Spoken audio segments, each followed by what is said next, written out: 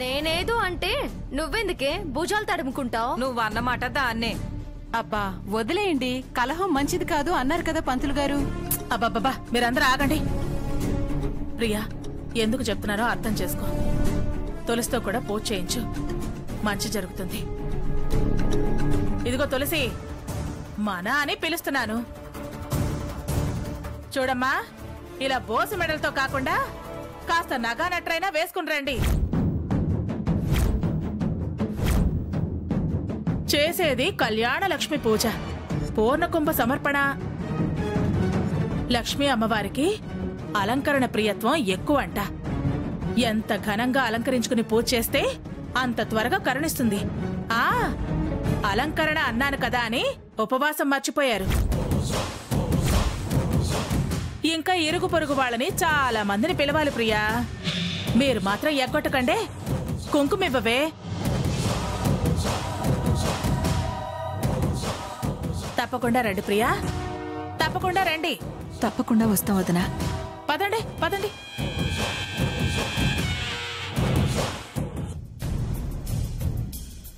చేంటమ్మా అలాగే తప్పకుండా వస్తామన్నావు?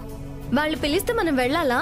అమ్మవారి పూజ కదా, వాళ్ళు పిలిచారని కాదు, మన మంచికి మనం వెళ్తున్నాం. మన నగలు వేసుకురాకపోతే వాళ్ళకి నా మర్దా అంది, విన్నావా? అదేమో వెండి కలసం అంటుంది. మరీ మనకేం లేకుండా లేంగా, ఉన్నది వేసుకునే వెళదాం. నిష్ఠ, నియమం, ఉపవాసం, భక్తి, శ్రద్ధ ఇవే ముఖ్యం. నువ్వు వాళ్ళ మాటలేం పట్టించుకోకు. పద.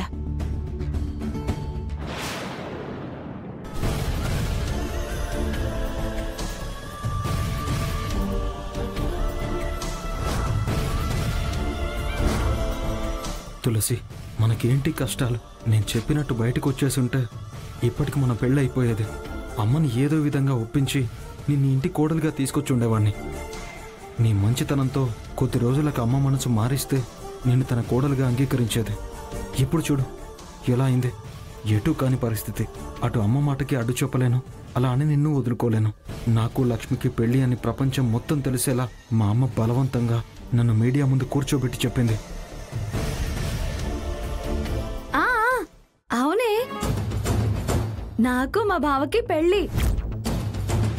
యూట్యూబ్ లో లింక్ పంపించాను చూడు. నువ్వు తప్పకుండా మీ ఆయన ఒప్పించి నా పెళ్లికి రావాలి. నువ్వు అమెరికా నుంచి వచ్చేటప్పుడు నాకు మా బావకి మంచి డ్రెస్సులు తీసుకురా. డబ్బు ఎంతైనా పర్వాలేదు, ఎందుకంటే మా పెళ్లికి పెద్ద పెద్ద వాళ్ళు వస్తారు. ముందా ఫోన్ ఆపు. ఏంటి పెళ్లి పెళ్లి అంటున్నావు? నీకు పెళ్లి తప్ప ఇంకో టాపిక్ లేదా? మా ఫ్రెండ్ అమెరికా నుంచి కాల్ చేస్తే మన పెళ్లి గురించి చెప్తున్నాను బావా. నేను చెప్పానా నేను పెళ్లి చేసుకుంటానని? మా బావతో పెళ్లి, మా బావతో పెళ్లి అంటున్నావు. మా అమ్మ నీకు నాకు పెళ్ళంది తప్ప నేననలేదు. అయినా తులసిని కాదని నిన్నేలా పెళ్లి చేసుకుంటాననుకుంటున్నావు? చిన్నప్పటి నుంచి తను ఇక్కడ ఉండిపోయింది. ఈ స్థానం తనదే. నీలాంటి వాళ్ళు ఎంతమంది వచ్చినా ఆ స్థానాన్ని దక్కించుకోలేరు. అయినా నిన్ను చూసి నువ్వు ఏమనుకుంటున్నావు? ఏం చూసి చేసుకుంటాననుకున్నావు? కుజదోషం ఉన్న సంగతి దాచి నన్ను పెళ్లి చేసుకుందాం అనుకున్నావు. అది చూసా? మా అమ్మ మనసు మార్చి తులసి మీద ద్వేషం పెంచేలా చేశావు. అది చూసా? కేవలం నీ వలన సంతోషంగా ఉండే ఈ ఇంటి మనుషుల్లో కలతలు ఏర్పడ్డాయి. అది చూసి చేసుకోమంటావా? అయినా నువ్వు పెళ్లి చేసుకోవడానికి నేను తప్ప ఇంకెవరూ లేరా? అదే నేను అడుగుతున్నాను బావా. నువ్వు ప్రేమించడానికి పెళ్లి చేసుకోవడానికి ఆ తులసినే కనిపిస్తుందా? నేను కనిపించడం లేదా? ప్రేమ ప్రేమ అని పిచ్చోళ్ళ దాని వెనకాల తిరుగుతున్నావు. నువ్వు దాని వెనకాల తిరగడానికి ఏం మందు పెట్టిందో. అయినా ఈ పెళ్లి నా ఇష్టంతో కాదు, అత్త ఇష్టంతో జరుగుతుంది. కోడలనేది అత్తయ్య చెప్పు చేతల్లో ఉండాలి కానీ దానిలాగా అత్తయ్య పరువు, కుటుంబం పరువు బయట పెట్టేదానిలా ఉండకూడదు. ఇప్పటి వరకు దాన్ని ప్రేమించింది చాలు. ఇక నుంచైనా కాబోయే పెళ్ళాన్ని ఎలా ప్రేమించాలి, ఎలా సంతోష పెట్టాలో తెలుసుకో. ఈసారి మన పెళ్ళాపడం ఎవరి వల్ల కాదు. ఇష్టం లేకపోయినా నా మెళ్ళు తాళి కట్టి తీరాల్సిందే. కష్టం అనిపించినా నాతో కాపురం చెయ్యాల్సిందే. ఏ వెంకటలక్ష్మి, అసలు నువ్వేం మాట్లాడుతున్నావు నీకు అర్థమవుతుందా? ఒక ఆడపిల్ల మాట్లాడినావి, అయినా వాడికి నీతో పెళ్లి ఇష్టం లేదంటే ఎందుకు వెంటపడతావు? ఎందుకంటే బావని ప్రేమించాను కాబట్టి, బావే నా సర్వస్వం అనుకున్నాను కాబట్టి. వాడికి ఇష్టం లేకపోయినా వాడితో మూడు ముళ్ళు వేయించుకోవాలనే పంతమే కనిపిస్తుంది తప్ప, నేను బావని ప్రేమిస్తున్నాను అనేది నీ ప్రవర్తనలో కానీ నీ మాటల్లో కానీ కనిపించడం లేదు. ప్రేమంటే నీది కాదు, తులసిదే. తను ప్రేమించిన వాడు ఎవరిని చేసుకున్నా సంతోషంగా ఉండాలనే ఉద్దేశంతో ఇక్కడి నుంచి వెళ్ళిపోయింది. అంతేకాని ఆదిత్య ఏమైపోతే నాకేంటి అనుకోలేదు. మీ ఇద్దరికి పెళ్లి జరిగితే ఆదిత్యకి ప్రాణాపాయం ఉందని తెలిసి వెంటనే వచ్చి కుజదోషం ఉందనే సంగతి చెప్పింది తప్ప, అదే అవకాశంగా చేసుకుని ఆదిత్యను తనకిచ్చి పెళ్లి చేయమని అడగలేదు. ప్రేమించుకున్న జంటలో పెద్దల్ని ఎదిరించి పారిపోయి పెళ్లి చేసుకునే ఈ కాలంలో కూడా తులసి తన ప్రేమ మీద ఉన్న నమ్మకంతో ఆదిత్య వెళ్ళిపోదామన్నా వెళ్ళిపోకుండా పెద్దలకి గౌరవం ఇచ్చి ఆగిపోయింది. మీ పెళ్లికి దుర్గా ఇష్టం ఉంటే సరిపోదు, మూడు ముళ్ళు వేసే వాడికి కూడా ఇష్టం ఉండాలి. ఆదిత్యతో పెళ్ళన్న ప్రతిసారి పెళ్లి కూతురుగా ముస్తాబవుతున్నవి కానీ వాడి మనసు గురించి ఒక్కసారైనా ఆలోచించావా? పెళ్లికి ముందే వాడిని అర్థం చేసుకోలేని దానివి పెళ్లి తర్వాత వాడిని అర్థం చేసుకుంటామని ఏం నమ్మకం? ఏమైనా అంటే మా పెళ్లి అత్తయ్యకి ఇష్టం అంటావు, రేపు పెళ్ళైతే నీతో కాపురం చేసేది వీడా మీ అత్తయ్య? వాడే చేస్తాడు. నేను లేని సమయం చూసి అమాయకురాలైనా దీన్నెందుకు అనటం? ఏదైనా ఉంటే నాతో మాట్లాడండి. ఇది తులసిలా కాదు. ఆదిత్యని ప్రేమించింది ఎంత నిజమో నా మాటకు విలువిస్తుందన్నది అంతే నిజం. పెళ్లికి సిద్ధమైన వాళ్ళిద్దరిని కూర్చోబెట్టి వాళ్ళ మనసులు మారుద్దాం అనుకుంటున్నారా? నాకు ఎవరి మనసు మార్చే అవసరం లేదు దుర్గా. ఇక్కడ అందరి మనసులు కరెక్ట్ గానే ఉన్నాయి. అయినా నువ్వే నీ కొడుకు పెళ్లి చేసి ఇంటికొచ్చే కోడలి ఇష్టాన్ని చూస్తున్నావే గాని నీ కొడుకు మనసును అర్థం చేసుకోలేకపోతున్నావు. వాడికి ఇష్టం లేని పెళ్లి చేసి ఏం సాధిద్దాం అనుకుంటున్నావు చెప్పు? నిన్ను మోసం చేసి నీ కొడుకుని పెళ్లి చేసుకుందాం అనుకున్న అమ్మాయి నీకిష్టమైంది. ఆ మోసాన్ని బయటపెట్టిన అమ్మాయి మాత్రం విరోధమైపోయింది. తులసి నీకు ఒక్క మాట ఎదురు సమాధానం చెప్తేనే నా పరువు వీధిలోకి లాగుతుంది అంటుంటావు. మరి నువ్వు మీడియాలో చెప్పినప్పుడు ఏమైంది నీ పరువు? నువ్వేమో తులసి మీద ద్వేషంతో వీళ్ళిద్దరికి పెళ్లి చేయాలనుకుంటున్నావు. నువ్వేమో అత్తయ్య మాట గౌరవం ఇచ్చి ఈ పెళ్లికి సిద్ధమవుతున్నావు. అంటే మీకంటూ స్వతంత్రంగా నిర్ణయాలు తీసుకోరా? ఒకరిది గౌరవం, మరొకరిది ప్రేమ. గొప్ప అత్త కోడళ్ళని పెళ్లికి ముందే నిరూపించుకున్నారు. శభాష్ దుర్గా, నువ్వొక గొప్ప అత్తగా కాబోయే కోడలి మనసును గెలుచుకున్నావు గాని అర్థం చేసుకోలేని తల్లిగా వాడి మనసుని గుచ్చుతున్నావనే సంగతి మర్చిపోతున్నావు. అంటే ఏంటి మీరనేది? నేను వాడిని అర్థం చేసుకోలేదు అంటున్నారా? వాడిని నేను చిన్న చూపు చూస్తున్నాను అంటున్నారా? మీరు మాట్లాడే మాటలు ఎవరైనా వింటే ఆదిత్య నేను అసలు కన్న కొడుకు కాదు పెంచుకున్న కొడుకేమో అనుకుంటారు.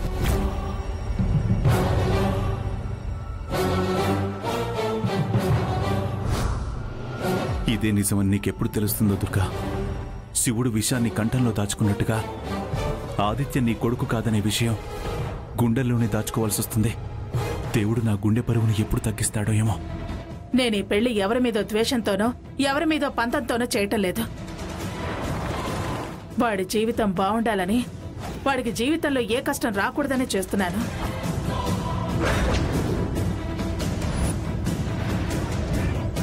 లక్ష్మి నా బలవంతం మీద పెళ్లి చేసుకోవటం లేదు, వాడి మీద ఉన్న ప్రేమతో చేసుకుంటోంది.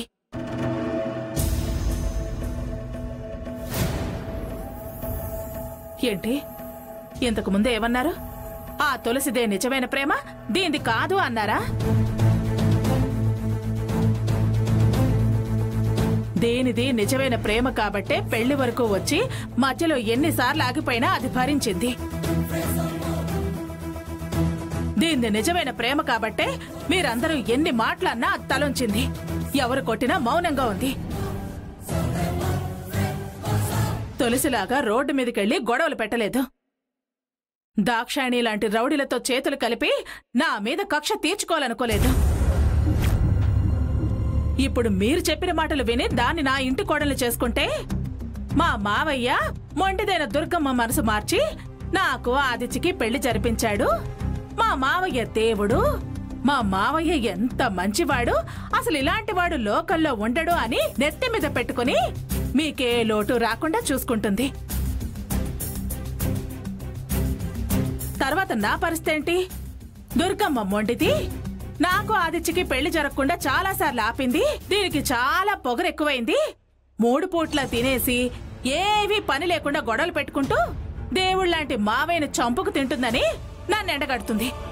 కూరలో కరివేపాకులాగా నన్ను తీసి పడేస్తుంది. అది ఎంతో కాలం నుంచి కోరుకుంటున్న నా ఆస్తి దాని చేతికెడుతుంది. దాంతో ఆ ప్రియా సాంబయ్యలు కూడా వచ్చి మన ఇంట్లోనే తిష్ట వేస్తారు. ఇప్పటికే 4 కూడా నా అనుకునే వాళ్ళు లేకుండా పోయారు. అది కాని ఈ ఇంటికొస్తే అందరూ చుట్టూ ఉండి కూడా అడ్డుకోలేని దానిలాగా తయారవుతాను.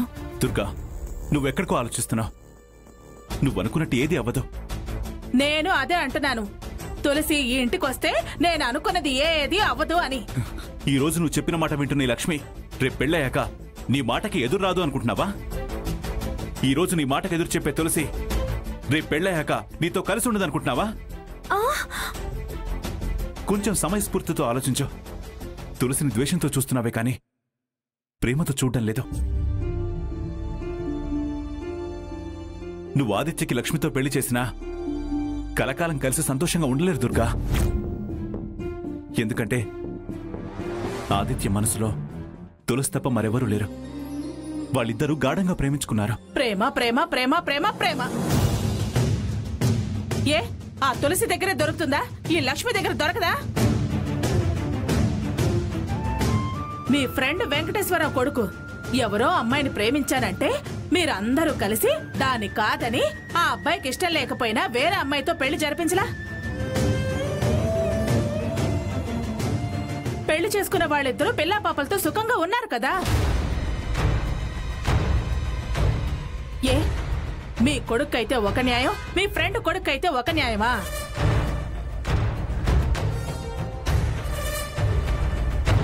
మొదట్లో ఇష్టం లేకపోయినా మెల్లమెల్లగా వాళ్లే సర్దుకుపోతారు. లక్ష్మికి తన బావని తన వైపుకి ఎలా తెచ్చుకోవాలో తనకు తెలుసు. ఆ తులసి పెట్టిన మందు ఎలా వదిలించాలో నాకు తెలుసు. ఈ ప్రపంచంలో మీ కొడుకుదొక్కడిదే ప్రేమ అన్నట్టు మాట్లాడకండి.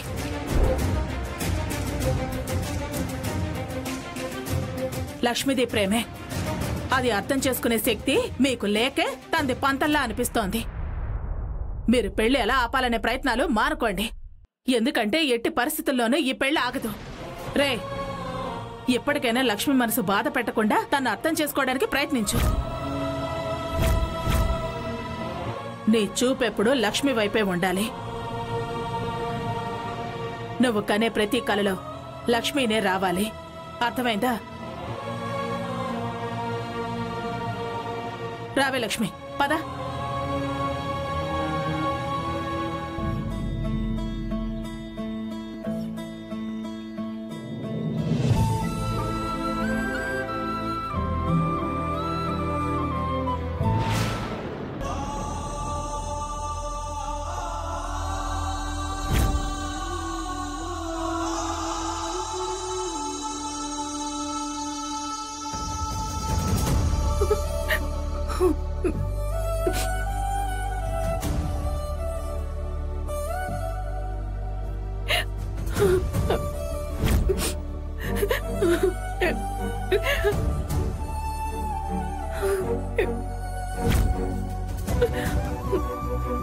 ప్రియా, ఇలా ఏడుస్తూ కూర్చుంటే అనుకున్నవి అయిపోతాయా?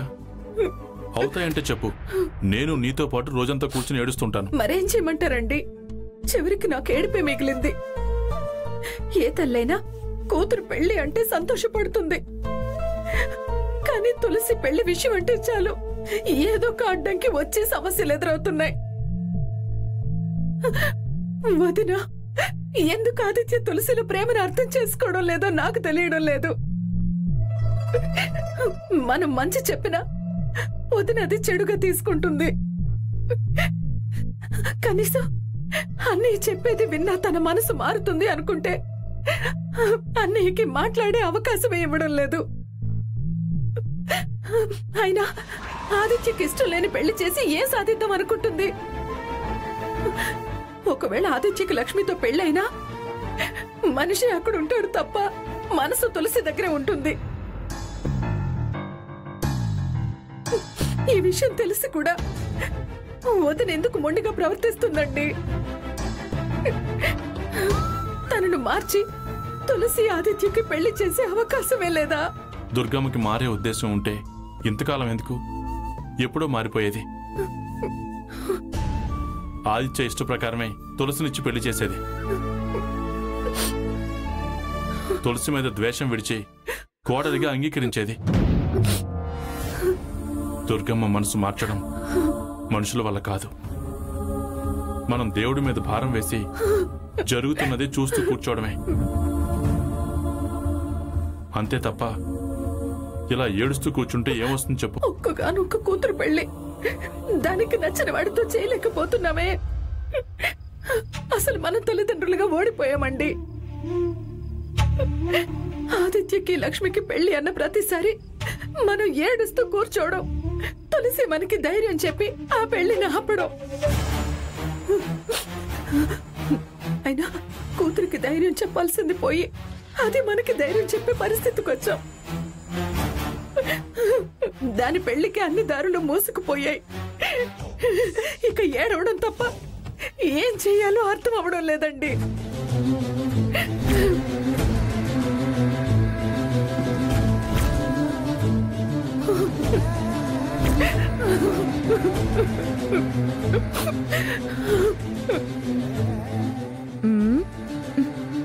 సాంగ్ మధ్యలో ఏడుపు వినిపిస్తుంది.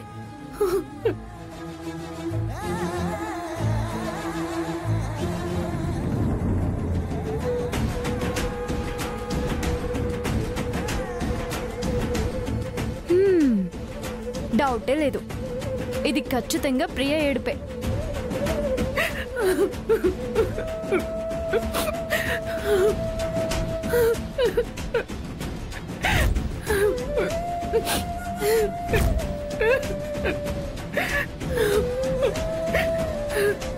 ఊరుకో ప్రియా, తులసి చూస్తే బాధపడుతుంది. బాధపడుకో, ఊరుకో.